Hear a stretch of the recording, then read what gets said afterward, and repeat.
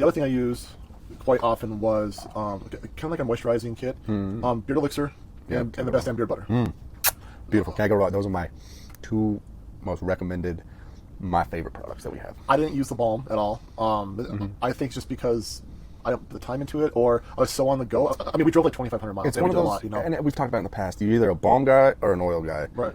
There's some that kind of bounce back and forth. I mean, we bounce back and forth sometimes, but at the end of the day, I feel both of us reach for an oil before we reach for a balm. But the beard elixir with the butter, Such an amazing combo. it just really just works, and you don't get dry, you don't get itchy, your beard doesn't get coarse. It just works. Stays nice and luscious and pliable. And then when we were not so much outdoors, I was just rocking out vanilla orange swirl.